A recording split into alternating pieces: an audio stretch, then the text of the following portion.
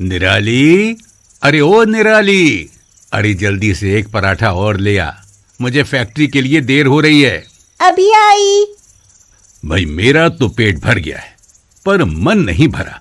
जी करता है खाता ही जाऊं, खाता ही जाऊं।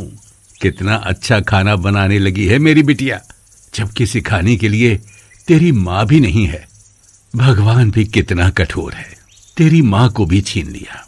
अच्छा, कहाँ से सीख लिया है तूने ये सब? पड़ोस में सुब्बू की दादी से सीखा है। वे सब तरह का खाना, पकवान, चाट पकौड़ी बना लेती हैं। उन्होंने मुझे सब सिखा दिया है। वे मुझे बहुत प्यार करती हैं। मैं उनका काम जो कर देती हूँ। अच्छा, मेरी रानी बिटिया, तो उनकी वजह से मुझे भी अच्छा खाने को मिल रहा है? ऐसा करते हैं, कल तुम्हारे जन्मदिन पर उनकी भी दावत कर देते हैं। अच्छा लाओ टिफिन, अब मैं चलता हूँ, मुझे देर हो रही है। पापा, लौटते समय मेरे लिए फ्रॉक भी लाना जन्मदिन के लिए। ठीक है बिटिया। लेकिन निराली के भाग्य में जन्मदिन की खुशी नहीं लिखी थी। उसके बदले में उस पर दुखों का पहाड़ टूट पड़ा। फैक्ट्री में काम करते समय बॉयलर फट गया।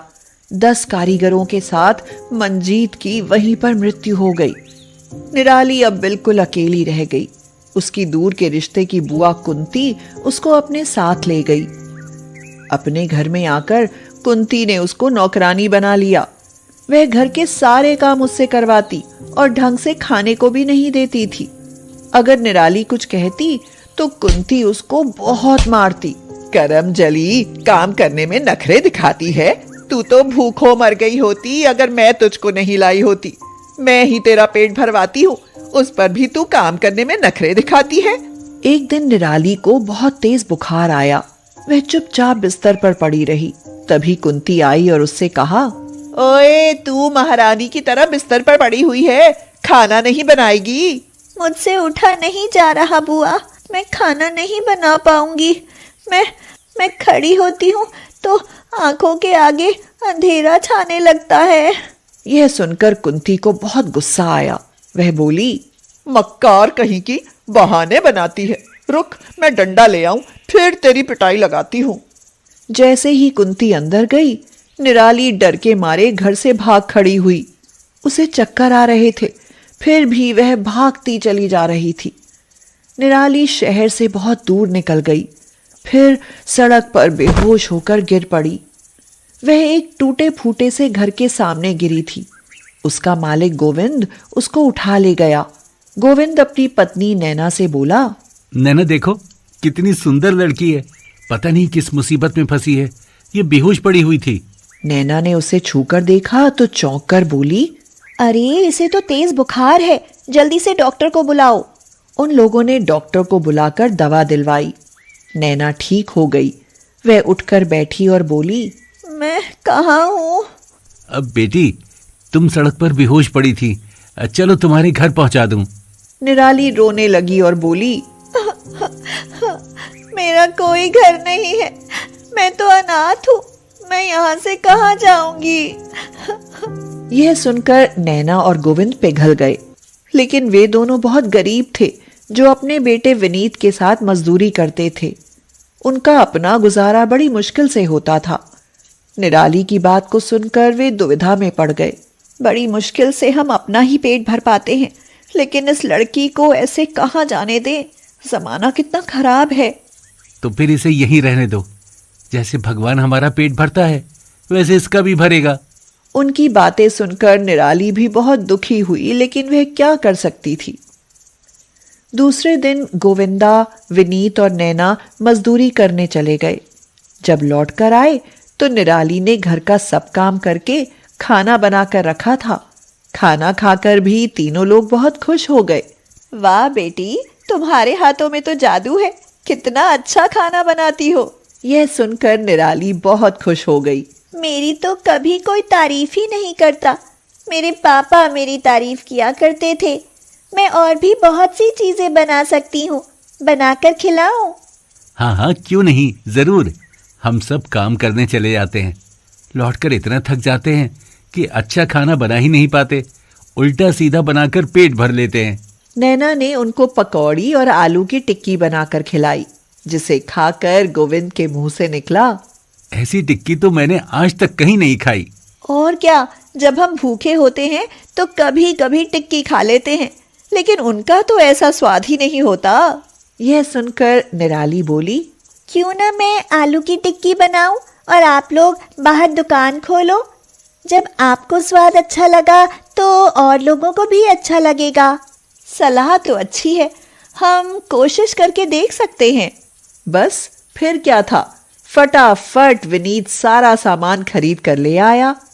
निराली ने कई तरीके के मसाले मिलाकर भूनकर उनको पीसा और वह टिक्की तैयार करने लगी। उधर विनीत और गोविंद ने आसपास प्रचार करना शुरू कर दिया। 2-4 लोग टिक्की खाने आए। जब उन्होंने टिक्की खाई तो वो बोले, अरे वाह, क्या टेस्ट है। ऐसी टिक्की तो हमने यहाँ आसपास कहीं नहीं खाई। सच में यार, मजा आ गया। सभी चीजें कितनी सफाई से रखी हुई हैं। ऐसी सफाई भी तो कहीं नहीं होती। हाँ भैया, सचमुच कितनी अच्छी खुशबू आ रही है। हर चीज ताजी इस्तेमाल हुई है। 2-3 दिनों में ही वहां भीड़ लगने लगी। लोग दूर दूर से भी टिक्की खाने के लिए आने लगे। गोविंद ने नाम भी रख दिया था, निराली टिक्की। गोविंद, विनीत और नैना ने मजदूरी करना छोड़ दिया था। चारों लोग अब टिक्की बनाने के काम में लगे रहते। अंधाधुंध बिक्री होने लगी। भीड़ थी कि कम ही नहीं होती थी। लोग लाइन लगाते थे। हम कितने भाग्यशाली हैं जो हमारे घर में लक्ष्मी आ गई। कुछ ही सालों में उनका हुलिया ही बदल गया। उस टूटे फूटे छोटे से घर की जगह उनका बड़ा सा आलीशान घर बन गया और खूब बड़ी सी और अच्छी सी दुकान बन गई। उधर कुंती के पति ने दूसरी शादी कर ली और कुंती को मार पीट कर घर से भगा दिया। एक दिन भटकती हुई कुंती निराली की टिक्की की दुकान पर आई। उसके पास पैसे नहीं थे। उसने गिड़गिड़ा कर कहा, मुझे कुछ खाने के लिए दे दो बेटी, मेरे पास पैसे नहीं हैं। भगवान तुम्हारा बहुत भला करेगा। कुंती को निराली ने पहचान लिया। वह बोली, अरे कुंती बुआ, आप और इस हालत में। कुंती ने भी अब निराली को पहचान लिया और बोली, अरे निराली, तुम इतनी बड़ी दुकान की मालकिन बन गई। नैना ने अंदाजे से कुंती को पहचान लिया और बोली, बहन, वक्त किसी का एक सा नहीं होता, इसलिए बुरे वक्त में हमें परेशान आदमी की मदद करनी चाहिए। आपने निराली को सताया, उसी का नतीजा आपको मिला है, और निराली की भगवान ने मदद की। कुंती अब सुधर गई थी। वह भी दुकान में काम करने लगी। कुछ सालों में निराली बड़ी हो गई। वह बहुत सुंदर लगने लगी थी। अब निराली के लिए लोग रिश्ता लेकर आने लगे, लेकिन निराली तो विनीत को पसंद करने लगी थी।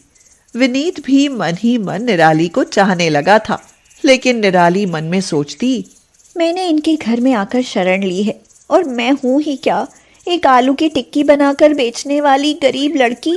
सब कुछ तो इनका ही है, इसलिए मुझे ऐसा नहीं सोचना चाहिए। एक दिन नैना ने कहा, बेटी निराली, तुमसे एक बात कहना चाहती हूँ, क्या तुम मानोगी? जरूर मानूंगी मम्मी जी, आप बताइए। इतने सालों से तुम हमारे साथ रही हो, तुम लक्ष्मी बनकर आई थी, लेकिन अब हम तुमको अपने से दूर नहीं कर सकते। क्या तुम विनीत से शादी करके हमेशा के लिए हमारी बनकर इस घर में रहोगी? यह सुनकर निराली ने मुस्कुराकर हामी भर दी। फिर खूब धूमधाम से उन दोनों की शादी हो गई और उनके जीवन में खुशियां भर गई। दिल्ली में आज सुबह से झमाझम बारिश हो रही थी। इसी बारिश में वंदना अपने घर की रसोई में दाल चावल बना रही होती है। तभी प्रेशर कुकर की सीटी लगती है। वंदना कुकर की हवा निकालकर फटाफट से कुकर खोलती है और चावलों की खुशबू को सूंघकर बोलती है, अरे वाह, क्या खुशबू आ रही है। दाल भी बन गई और चावल भी बन गए हैं और मौसम तो है। बारिश में लोग समोसे पकौड़े पता नहीं क्यों खाते हैं, पर मेरे दिल से कोई पूछे कि बारिश में दाल चावल खाने में कितना मजा आता है। जल्दी से अपनी प्लेट लगा लेती हूँ कि इससे पहले मेरी प्यारी बारिश थम जाए। इतना बोलकर वंदना जल्दी से एक थाली में खुद के लिए दाल चावल परोस लेती है और अपने कमरे में जाकर खिड़की के पास बैठकर मौसम का नजारा लेते हुए दाल चावल खाती है। तभी वंदना की माँ रूपा वहाँ आ जाती है और बोलती है, अरे बेटा तू क्या कर रही है? इतनी देर से रसोई में क्या पका रही थी? दाल चावल बना रही थी माँ। आपको तो पता ही है बारिश में आपकी बेटी को दाल चावल खाना कितना पसंद है, और जब अपने खुद के हाथों के बने हो फिर तो सोने पर सुहागा हो जाता है। आ जाओ माँ, आप भी खा लो, गरम गरम है। अरे बेटा अब बरसात का मौसम है तो हर दिन बारिश होगी। मेरी बच्ची एक बात बता, तू क्या पूरा महीना दाल चावल पर ही टिकी रहेगी? माँ सच कहूँ तो ऐसे ही बारिश होती ना तो मुझे दाल चावल खाने की तलब हो जाती है। बारिश को देखते ही ना बस मेरे दिल में ख्याल आता है कि अब मेरे हाथों में गर्मा गर्म दाल चावल हो, उससे ज्यादा मुझे कुछ नहीं चाहिए। सच में ऐसा लगता है कि मैं स्वर्ग में पहुंच गई। माँ बेटा इतना ज्यादा दाल चावल खाना अच्छी बात नहीं है। बेटा रोटी, सलाद, फल, सब्जी ये सब भी खा लिया कर, हमेशा दाल चावल। माँ बारिश हो रही है, मैं दाल चावल खा रही हूँ, आप ऐसी बातें बोल बोल कर क्यों मजाक कर रही हो? खाना है तो खा लो, नहीं तो अपने लिए चाय बनाकर पी लीजिए आप, और मुझे दाल चावल एंजॉय करने दीजिए प्लीज। वंदना की बात सुनकर रूपा बिना कुछ कहे चली जाती है। वक्त गुजरता जाता है लेकिन वंदना का दाल चावल खाना कब नहीं होता। अब चाहे बारिश थोड़ी ही क्यों ना हो, वंदना फटाफट से दाल चावल बनाती और खाना शुरू कर देती। ऐसे ही एक दिन वंदना अपने कॉलेज से घर आ रही होती है कि तभी जोरों की बारिश होती है और वंदना खुद से कहती है, बारिश, अरे वाह बारिश हो रही है, यानी कि दाल चावल। अब मेरे पेट में दाल चावल खाने का अलार्म बज रहा है, लेकिन इस वक्त मुझे रोड पर दाल चावल कहाँ मिलेंगे?